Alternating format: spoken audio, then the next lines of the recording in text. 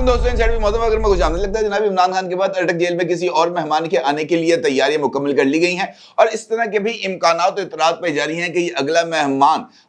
का ताल्लुक पाकिस्तान तहरीक इंसाफ से नहीं होगा बल्कि इसका ताल्लुक सिंध की एक सियासी खानवादे से होगा। और बताया यह जा रहा है कि ये जो शख्सियत जिसके लिए तैयारियां की जा रही हैं वो शख्सियत साबिक दौर के अंदर एक अहम हुकूमती मनसब पर भी फायज रह चुके हैं और पाकिस्तान के वजीर खारजा रह चुके हैं। ना सिर्फ वो बल्कि उनके साथ साथ सिंध के साबिक वजीर आला के लिए भी खुसूसी बंदोबस्त किए जा रहे हैं। इस बात का मतलब बड़ी सादगी के साथ ये है कि जनाब इमरान खान के बाद बिलावल भुट्टो जरदारी और जनाब मुराद अली शाह साहब दोनों का नंबर लग गया है और लग ऐसे रहा है कि जनाब दोनों पॉलिटिकल लीडर्स को इशारों में मशवरा दे दिया गया है कि चुप करके सज्जे खब्बे वेखे बगैर जहाज भरोते निकल जाओ, इससे पहले कि आपका नाम भी नो फ्लाई लिस्ट में शामिल कर लिया जाए। और मेरा ख्याल है कि ये जो मशवरा, पैगाम, धमकी, आप इसको जो भी कह दें, ये उन तक जो पहुंचाई गई है इसके लिए जो वजूहात हैं कुछ उसका भी ना सिर्फ तयन कर लिया गया है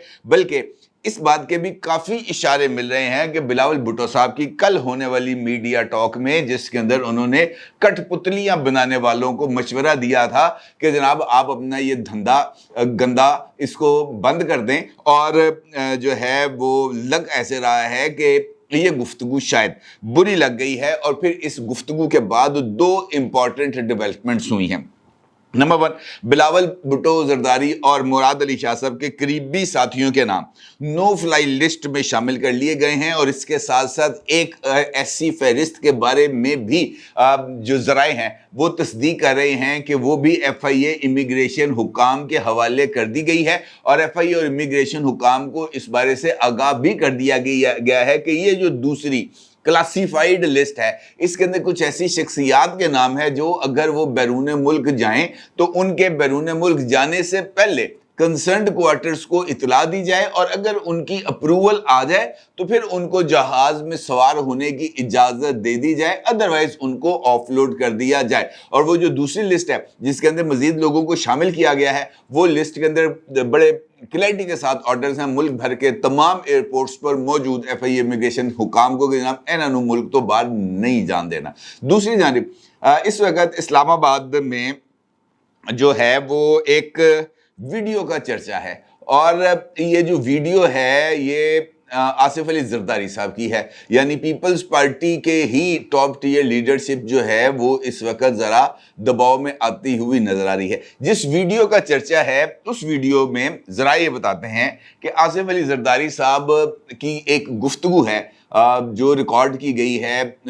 जिसके अंदर आसिफ अली जरदारी साहब अहम हुकूमती शख्सियात के साथ बैठे हैं और उनको इस बात पर कायल करने की कोशिश कर रहे हैं कि चीनी को यानी शुगर को मुल्क से बरामद करने की इजाज़त दे दी जाए क्योंकि मुल्क में इस वक्त चीनी बहुत ही वाफर मिकदार में मौजूद है, लिहाजा इस चीनी को एक्सपोर्ट करके कुछ फ़वाइद हासिल किए जाते हैं। ज़रा ये बताते हैं कि ये वीडियो इस वक्त कुछ मुख्तलिफ हुकूमती साबिक हुकूमती अहलकार और जमाती उहदेदारों के पास मौजूद है जो वो किसी भी वक्त सामने ला सकते हैं। इस बात का मतलब ये है कि जो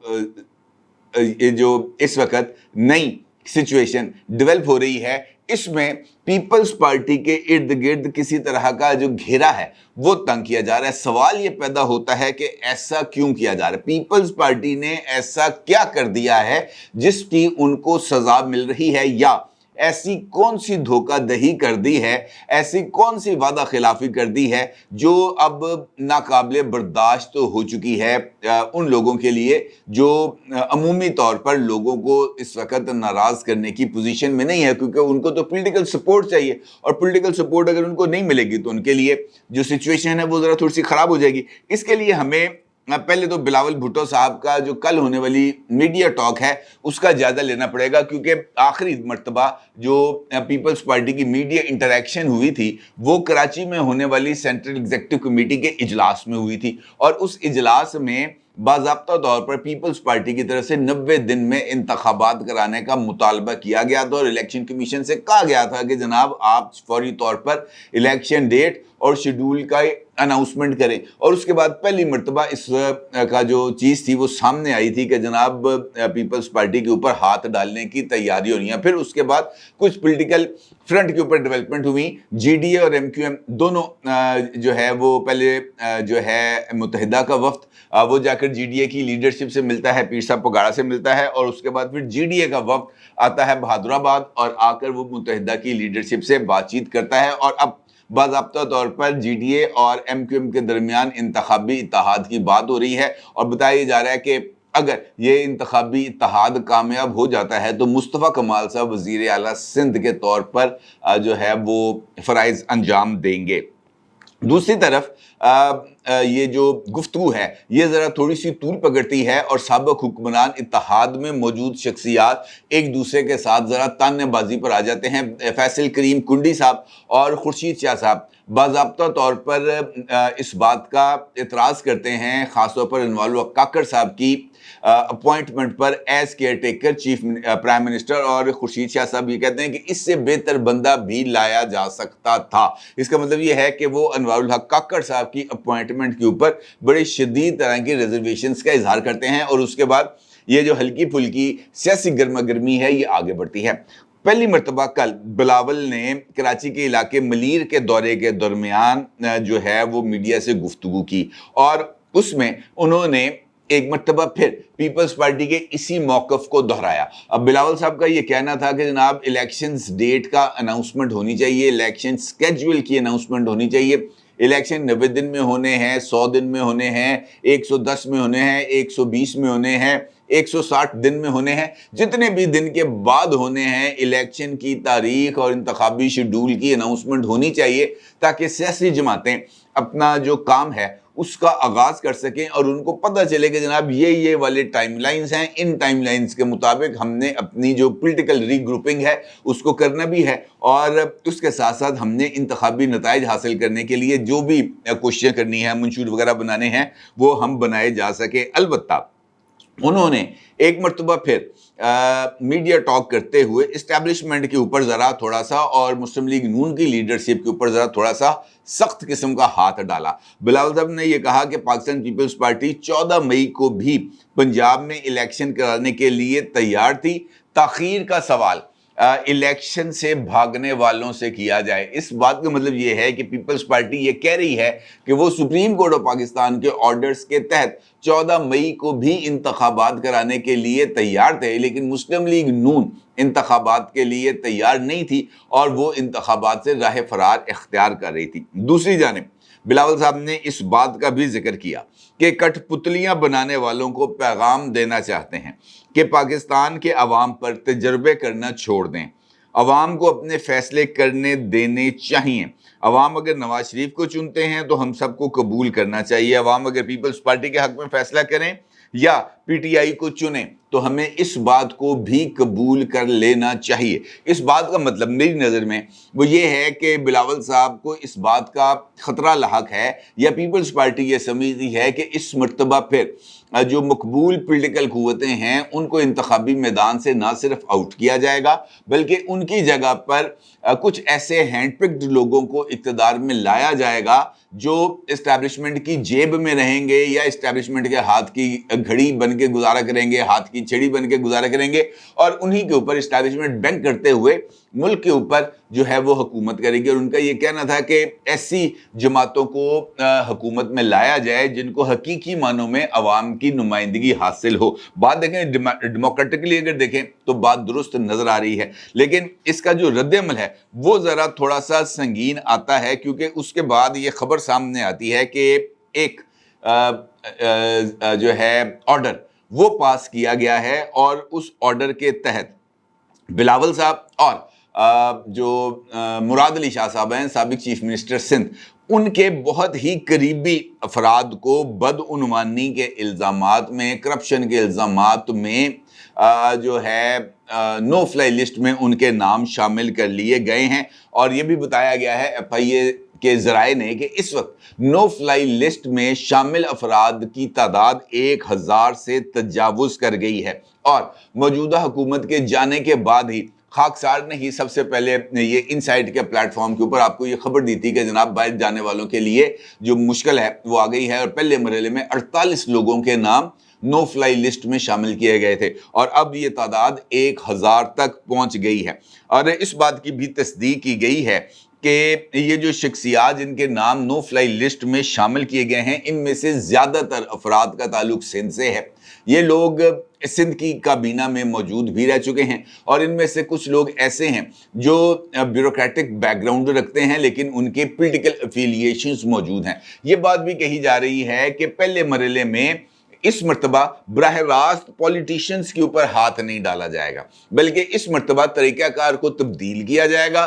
पहले ब्यूरोक्रेट्स को पकड़ा जाएगा, ठेकेदारों को पकड़ा जाएगा। ठेकेदार बताएंगे कि जनाब हमें फलां अफसर ने ठेका दिया था, फलां अफसर ने इतने पैसे लिए थे। फिर उस अफसर को पकड़ा जाएगा, वो अफसर बताएगा कि जनाब मुझे फलां वजीर ने, फलां MPA ने इतने पैसों के एवज ये सारा काम करके दिया था। फिर MPA आगे इस तरीके से ये जो कड़ी से कड़ी जोड़ते हुए आखिरी सिरे तक जाया जाएगा, ताकि इस मर्तबा जिन लोगों को गिरफ्तार किया जाए या जिनको चार्ज किया जाए उनके लिए रिहाई पाने के इम्कानात बहुत ही ज़्यादा महदूद हो जाएं। और ये जो लोग जिनका जिक्र मैं आपके साथ कर रहा हूँ, ये वो ऐसे लोग हैं जो पीपल्स पार्टी की लीडरशिप के बहुत ही ज़्यादा करीब समझे जाते हैं, और इनमें से कुछ ऐसे लोग भी हैं जिन्होंने पीपल्स पार्टी के इस दौर में, यानी जब से वो सिंध में हुकूमत कर रहे हैं, अरबों रुपए के बेनिफिट्स उठाए हैं। लिहाजा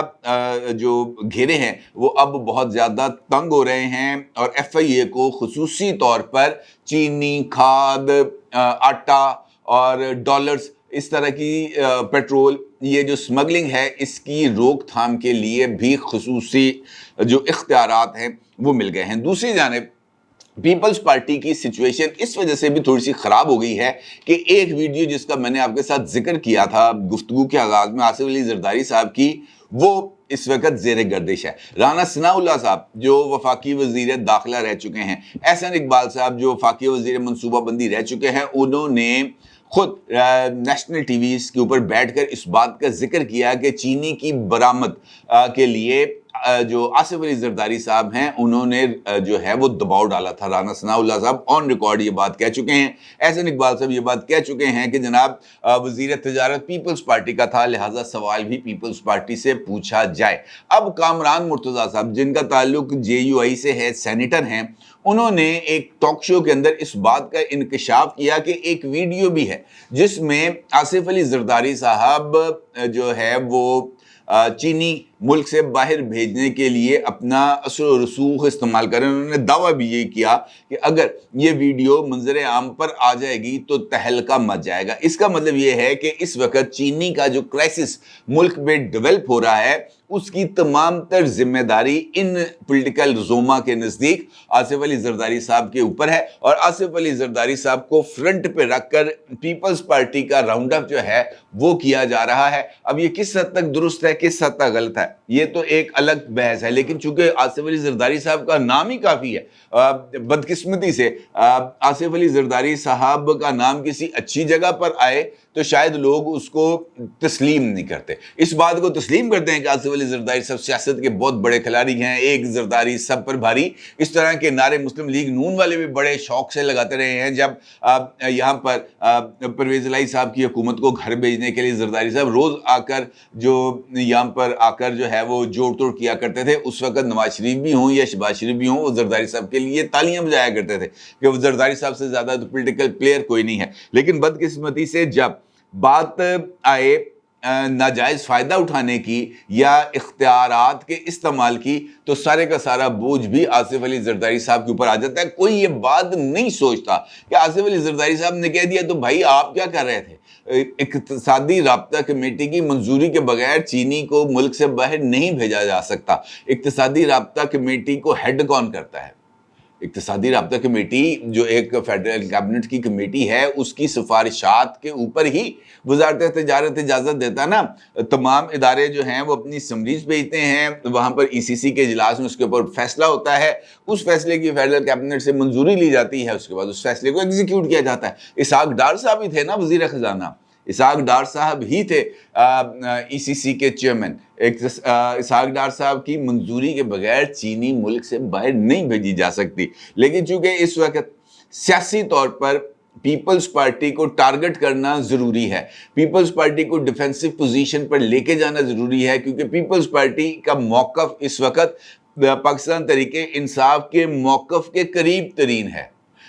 تحریک انصاف کیا کہتی ہے؟ 90 دن کے اندر انتخابات کرائیں. پیپلز پارٹی کیا کہتی ہے؟ 90 دن کے اندر انتخابات کرائیں. پی ٹی آئی کیا کہتی ہے کہ جناب جلد از جلد انتخابی شیڈول کی اناؤنسمنٹ کی جائے. پیپلز پارٹی کیا کہتی ہے؟ جلد از جلد انتخابی شیڈول کی اناؤنسمنٹ کی جائے. اس کا مطلب یہ ہے کہ یہاں پر آ کر دونوں کے موقف کے اندر کسی نہ کسی لیول کے اوپر کوئی قربت پائی جاتی ہے, اور یہی قربت بہت سارے لوگوں کے لیے پریشانی کا سبب ہے کہ جناب اگر یہ قربت آگے بڑھ جاتی ہے تو پھر ساڈا کی بنے گا. اگر پیپلز پارٹی اور پی ٹی آئی جو ہے وہ ایک دوسرے کی سپورٹ پہ آ جاتے ہیں, سندھ میں P T I Peoples Party کی سپورٹ پہ آ جاتی ہے, پنجاب میں پی ٹی آئی یا Peoples Party P T I کی سپورٹ میں چلی جاتی ہے, تو پھر کیا ہوگا؟